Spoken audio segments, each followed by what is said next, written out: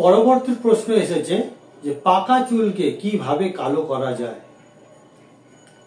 বর্তমানে বিজ্ঞাপনের যুগে বিজ্ঞানকে আমরা একেবারে ভুলে চলতে বসেছি, ভুলে গিয়েছি। বিজ্ঞানকে আমরা মানি না, আমরা মানি বিজ্ঞাপনকে।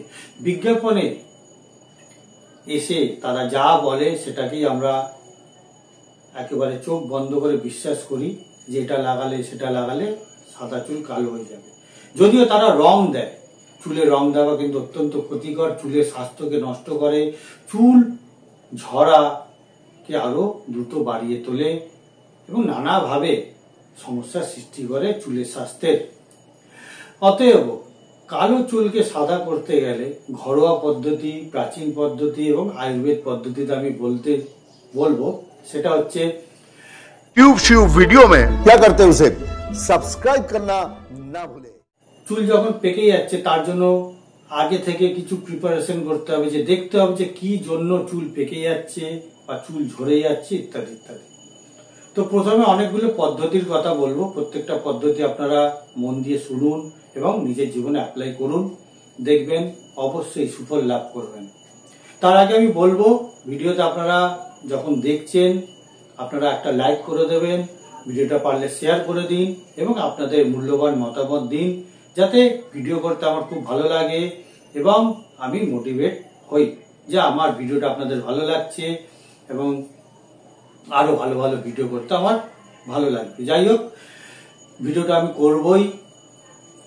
তো যেটা বলছিলাম সেটা হচ্ছে চুলের স্বাস্থ্য। প্রথমে যদি আমরা দেখি যে চুলের মধ্যে খুব অতিরিক্ত মানে খুশকি সমস্যা রয়েছে বা টাক পোকা বা ফাঙ্গাস হয়েছে, তখন আমাদের প্রথমে যেটা করতে হবে সেটা হচ্ছে পেঁয়াজের রস এবং মেথি কে ভালো করে পিষে, পেঁয়াজের রসের সাথে মিশে এবং তার মধ্যে নারকেল তেল মিশিয়ে, মানে নারকেল তেলের মধ্যে পেঁয়াজের রস এবং মেথির গুঁড়ো ভালো করে মিশিয়ে মাথায় ভালো করে মালিশ করে নিতে হবে। তারপরে 20 মিনিট বা আধ ঘন্টা পরে চুলটাকে ভালো করে ধুয়ে নিতে হবে, মানে শ্যাম্পু করে নিতে হবে। যাই হোক, তো শ্যাম্পুটাও হবে আমলা, রিঠা, শিকাকাই সম্মিলিত এরকম একটা শ্যাম্পু যদি তৈরি করে নেওয়া হয় তাহলে খুবই ভালো হয়।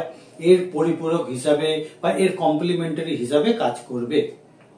দ্বিতীয় পদ্ধতি হলো যখনই দেখবো চুলের মধ্যে ফাঙ্গাস ইত্যাদি রয়েছে তখন নিমের তেল আমরা ব্যবহার করবো মাথায়। নিমের তেল ব্যবহার করলে চুলের টাক পোকা, ফাঙ্গাস বা খুশকির মতো সমস্যা থেকে আমরা মুক্ত থাকবো। এরপরে আসবো আমি পাকা চুল হচ্ছে, সদ্য হয়েছে পাকা চুল, তাকে কিভাবে আমরা আবার কালোতে পরিণত করতে পারবো।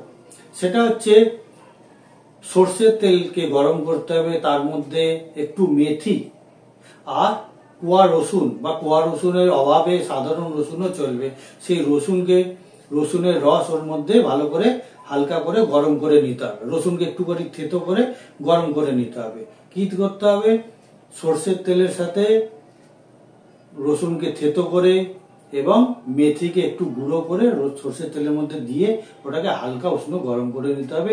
সেই তেলটা মাথার মধ্যে রাত্রেবেলা ঘুমানোর আগে হালকা করে মালিশ করে ঘুমিয়ে পড়তে হবে। সকালবেলা যথারীতি স্নান করে নেবে বা শ্যাম্পু করে নেবে, যেটা সুবিধা। তো এটা করলেই, এটা হচ্ছে পদ্ধতি, সেটা হচ্ছে পাকা চুল থেকে কালো চুল আবার পুনরায় ফিরিয়ে দেওয়া। কিন্তু এর পাশাপাশি আরো একটা কাজ করতেই হবে, সেটা হচ্ছে পেটের স্বাস্থ্যকে দেখা।